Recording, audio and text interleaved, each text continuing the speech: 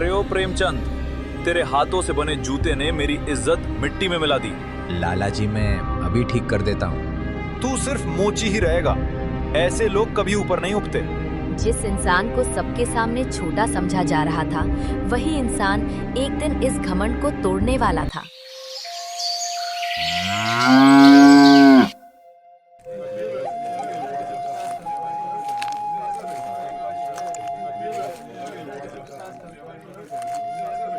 अरे ओ प्रेमचंद, देख ये जूते शहर से मंगवाए थे और तूने एक हफ्ते में हालत खराब कर दी। सेठ जी, चमड़ा थोड़ा पुराना है, अगर ठीक से सिलाई करनी है तो 2 दिन लगेंगे। 2 दिन? अरे तू मोची है, कोई इंजीनियर नहीं। जितनी देर तूने बोलने में लगाई है उतनी देर में तो जूता तैयार हो जाता। जल्दी कर, मैं थोड़ी देर में आता हूँ। इज्जत अगर पैसों से खरीदी जाती तो मेहनत की कोई कीमत ही ना होती। प्रेमचंद चुपचाप सिर झुकाकर अपना काम शुरू कर देता है। कुछ समय बाद सेठ अपने जूते लेने वापस आता है।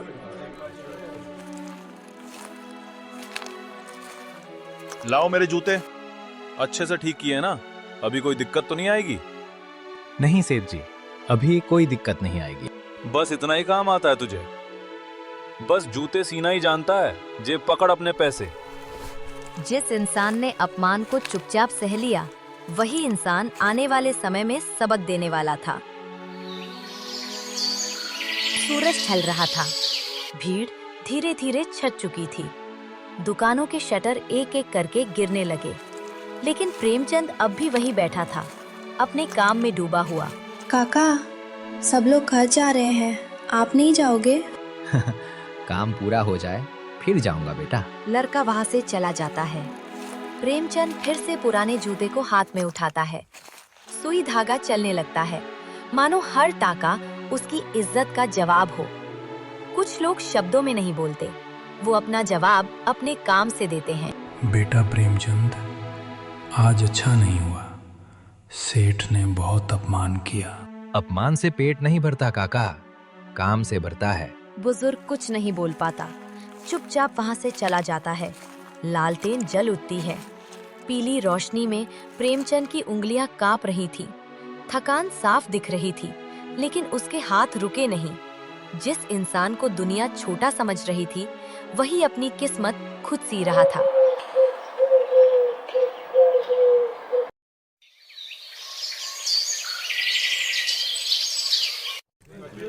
अरे ओ प्रेमचंद! क्या हुआ भैया, जूते में कोई दिक्कत? दिक्कत?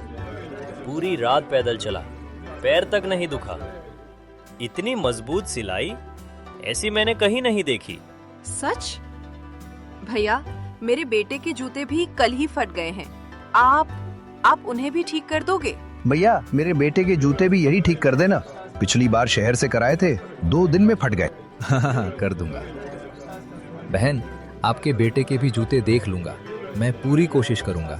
कोशिश नहीं बेटा, तू काम दिल से करता है। जब भरोसा बोलने लगता है तो शब्द अपने आप कम पड़ जाते हैं। तभी भीड़ के बीच से एक आवाज गूंजती है। कल सेठ ने तो बहुत बेइज्जत किया था ना इसे।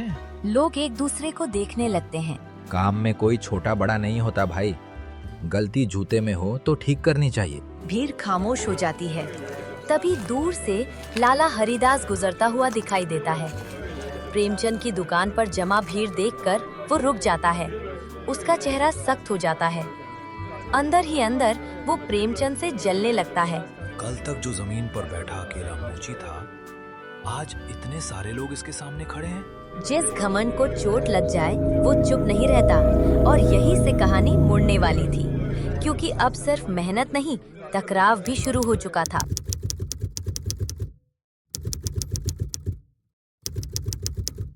अब समय बदल चुका था।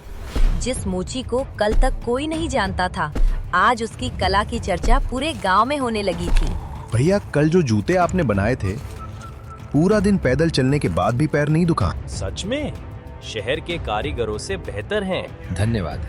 कोशिश यही रहती है कि जो जूते बने वो टिकाऊ। जैसे जैसे प्रेमचंद की चर्चा गांव में फैल रही थी, लाला हरिदास की परेशानी भी बढ़ती जा रही थी। वो रोज प्रेमचंद की दुकान पर खड़े ग्राहकों को देखकर फुसफुसाते हुए गुस्से में निकल जाता। एक मोची, और अब लोग इसकी तारीफ कर रहे हैं। देखना, थोड़ी ही देर में ये सब उसकी कमजोरी समझ जाएंगे।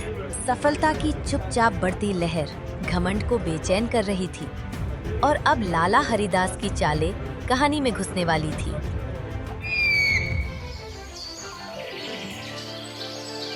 जैसे जैसे दिन ढल रहा था, परंतु प्रेमचंद का काम बढ़ रहा था। भैया, चमड़ा पतला है, अगर रोज चलना है तो थोड़ा मोटा लगा दूं। जैसा तू ठीक समझे प्रेमचंद। सही कह रहा है, इसके हाथ में दम है। जिस मोची को कल तक कोई नाम से नहीं जानता था, आज लोग उस पर भरोसा करने लगे थे। उसी वक्त पास के गांव का एक आदमी गाड़ी से उतरता है। भाई, यहाँ प्रेमचंद मोची आप हो क्या? जी, मैं हूँ। मेरे कस्बे में तुम्हारे काम की बहुत तारीफ सुनी है। कहा गया कि तुम्हारी सिलाई सालों चलती है। शुक्रिया, मैं तो अपना काम दिल लगा कर करता हूँ। ये तो बस सब गांव वालों का प्यार है। ठीक है, हमारे पास आपके लिए एक काम है। हमारे गांव के बच्चों के स्कूल के लिए कुछ जूते बनाने हैं। क्या आप उन्हें बना पाएंगे? जी बिल्कुल बन जाएंगे, पर काम में थोड़ा समय लगेगा साहब। जल्दी नहीं है, हमें बस अच्छा काम चाहिए। जब मेहनत बोलती है तो गांव की सीमा भी छोटी पड़ जाती है। शाम ढल चुकी थी। रात के अंधेरे में घर की लाइटें जगमगा रही थी। आज नए ऑर्डर की खुशी में प्रेमचंद का मन झूम रहा था। वो घर पहुंचकर अपने परिवार के साथ ये खुशखबरी साझा करता है। आ गए आप? आज कुछ देर हो गई, सब ठीक तो है? आज प्रेमचंद की आंखों में एक अलग सी चमक थी। वो कुछ पल चुप रहा, मानो खुशी को शब्द देने से पहले उसका वजन महसूस कर रहा हो। आज कुछ अलग लग रहे हो। क्या हुआ? दुकान पर सब ठीक तो है? सब ठीक नहीं है मेरी राधा रानी, आज कुछ बहुत अच्छा हुआ है। अच्छा, ऐसा क्या हुआ? हमें भी बताओ। आज हमें पास के गांव के स्कूल के बच्चों के लिए जूते बनाने का बहुत बड़ा ऑर्डर मिला है। सच? तो फिर हमें सबसे पहले भगवान का शुक्रिया करना चाहिए। आज भगवान ने हमारी सुन ली। हाँ बिल्कुल, हमें सबसे पहले भगवान का शुक्रिया करना चाहिए। मैं तो हमेशा उन पर भरोसा रखकर ही हर काम करता हूँ। राधा, अगर ये ऑर्डर हमने समय पर और अच्छे से पूरा कर दिया तो वो दिन दूर नहीं जब गांव में हमारी अपनी दुकान होगी। हमारा दुकान का सपना बहुत जल्द पूरा होने वाला है। हे प्रभु, आपका बहुत बहुत शुक्रिया।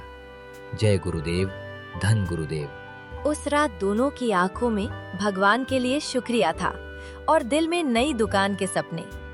इन्हीं खुशियों के साथ वे सुकून से सो गए।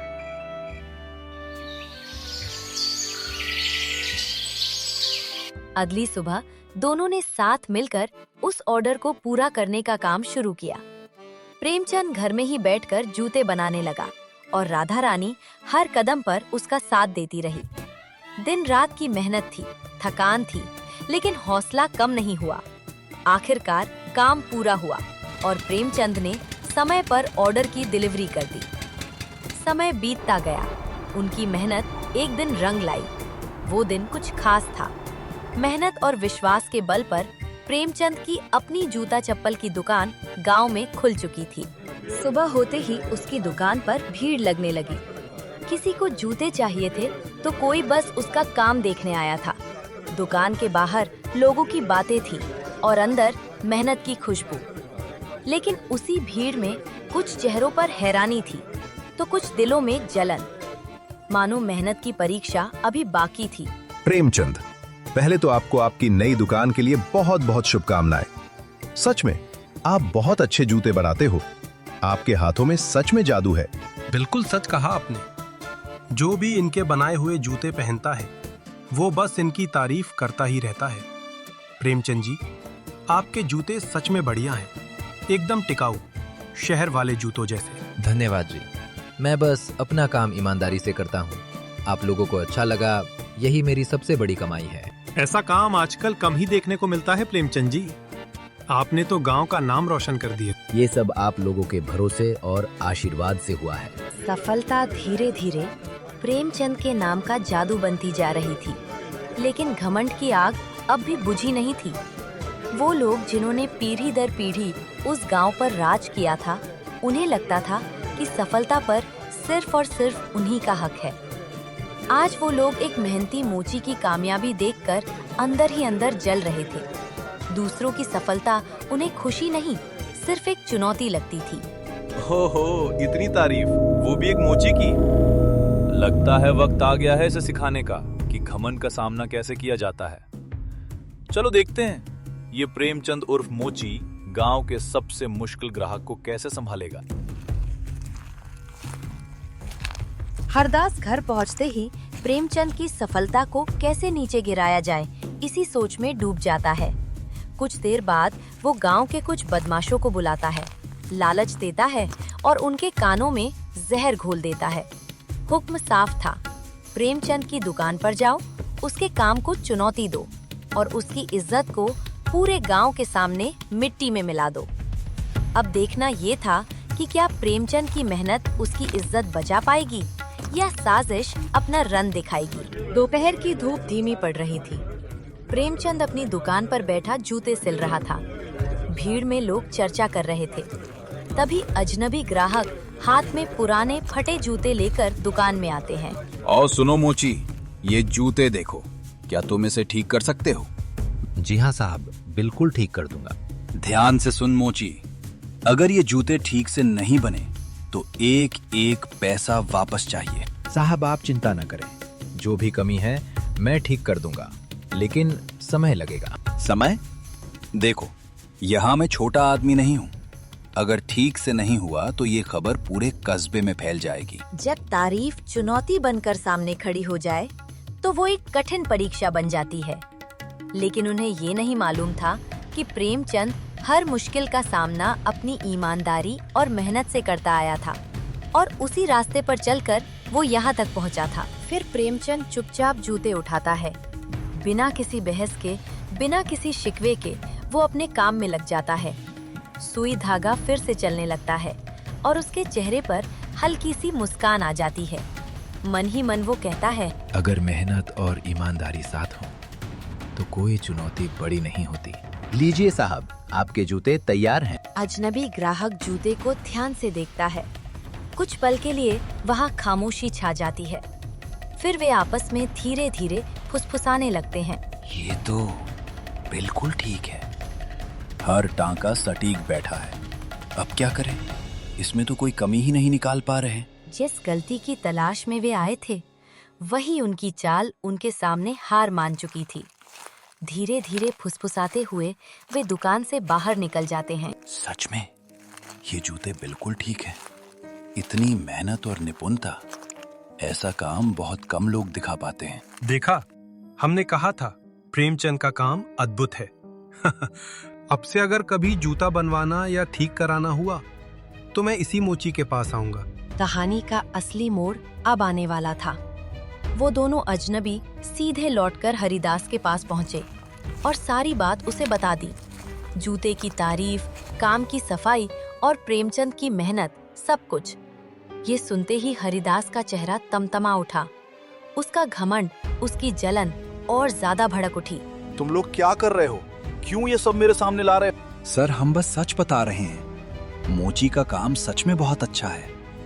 अरे काम अच्छा है तो मैं क्या करूं? लेकिन जो तुम लोगों को ये काम करने के लिए भेजा था, वो काम क्यों नहीं हुआ? सर, हम क्या करते? पूरे गांव के सामने उसे नीचा कैसे दिखाते? सब लोग उसी की तरफ थे। कोई उसके खिलाफ बोलने को तैयार ही नहीं था। सच में? तुम सच बोल रहे हो? इस मोची ने तो दिमाग ही खराब कर दिया। सच में सब उसकी तारीफ कर रहे हैं। लेकिन याद रखना, इस सफलता का हक केवल मुझे ही है। सर, हम बस कह रहे थे कि मेहनत और ईमानदारी सच में असर दिखा रही है। मेहनत और ईमानदारी, ये सब मुझे मत बताओ। मैं ये नहीं सह सकता कि कोई मेरे सामने चमक जाए। इस बार जीत उसके हाथ में है। लेकिन ये कहानी अभी खत्म नहीं हुई। साहब, हम तैयार हैं, कहिए तो हम चलते हैं। जाओ, और ध्यान रखना, उस मोची की मुझे पल पल की खबर चाहिए। क्योंकि अब ये सिर्फ एक मोची की बात नहीं रही, अब ये मेरी इज्जत का सवाल है। सेठ हरिदास से ये सहन नहीं हुआ कि एक साधारण मोची इतनी इज्जत कमा ले। अब उसने ठान लिया था, अगर सीधी चाल से बात नहीं बनी तो अब वो एक और चाल चलेगा, ऐसी चाल जो प्रेमचंद को तोड़ दे।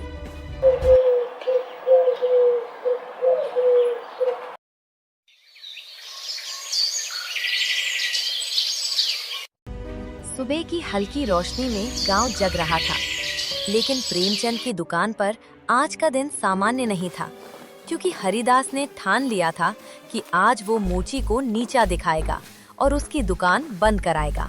अरे ये क्या तमाशा लगा रखा है तुमने मोची? मैंने तुम्हें पहले भी समझाया था, अगर गांव में रहना है तो अच्छे से काम करो। तुम्हारी वजह से बहुत शिकायतें आ रही हैं। सेठ जी, आपको कोई गलतफहमी हुई है। मैंने तो ऐसा कुछ नहीं किया। मैं तो बस अपना काम ईमानदारी से कर रहा हूँ। मुझे सब मालूम है कि तुम कितनी ईमानदारी से काम कर रहे हो, सब पता चल गया है मुझे। अब ज्यादा चालाकी मत दिखाओ, अपनी ये दुकान यहीं से बंद करो। मुझे इस गांव में और कोई तमाशा नहीं चाहिए। सेठ हरिदास खूब चला आया, खूब प्रेमचंद पर इल्जाम लगाए, गुस्से में धौंस दिखाई, लेकिन प्रेमचंद अंदर ही अंदर मुस्कुराता रहो। सेठ हरिदास को ये नहीं पता था कि जो सोचकर वो आया था, आज उसका पासा उल्टा पड़ने वाला था। कहानी में अब एक ट्विस्ट आने वाला था जो सबकी धड़कनें बढ़ा देगा। सेठ हरिदास जी, मैं आपकी इज्जत करता हूँ, लेकिन इस तरह मेरी दुकान पर आकर हंगामा करना ठीक नहीं है। अगर मुझसे कोई गलती हुई है तो आप साफ साफ बता दीजिए, वरना कृपया मेरी दुकान की इज्जत बनाए रखिए और जहां से आए हैं वहीं से लौट जाइए। लौट जाऊं? मैं लौट जाऊं? तो अब तो मुझे भगा रहा है।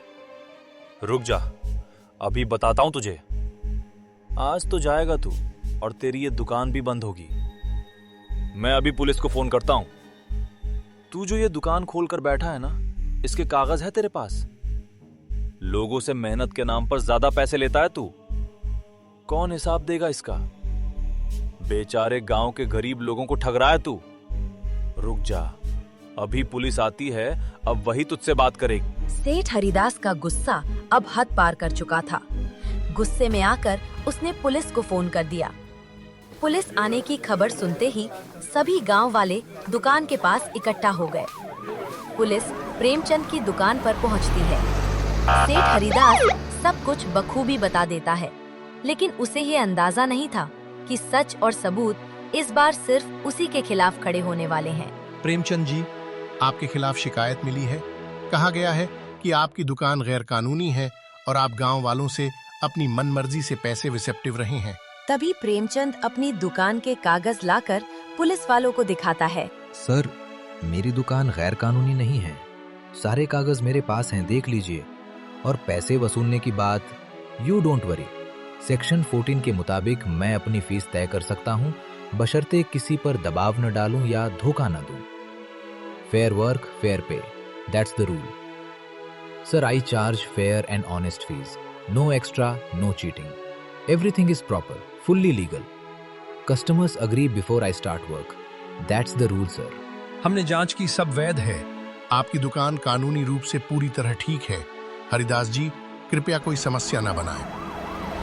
Thanks officer, have a nice day, see you, cheers. Seth Haridas को लगा था कि ये मोची अनपढ़ है, मामूली है और इसका काम बस जूते बनाना भर है, लेकिन वो ये नहीं समझ पाया कि किसी इंसान को उसके काम, मेहनत या हुनर से कभी छोटा नहीं आंकना चाहिए। सच्ची शिक्षा वही होती है जो इंसान को बेहतर बनाए, ना कि किसी को नीचा दिखाने का हथियार बने। आज प्रेमचंद की ईमानदारी और मेहनत ने सिर्फ उसकी दुकान नहीं बचाई, बल्कि पूरे गांव के दिलों में उसके लिए सम्मान पैदा कर दिया। और उसकी मेहनत ने सबको ये सिखा दिया कि काम की इज्जत करो, मेहनत की कदर करो और शिक्षा का असली मतलब समझो।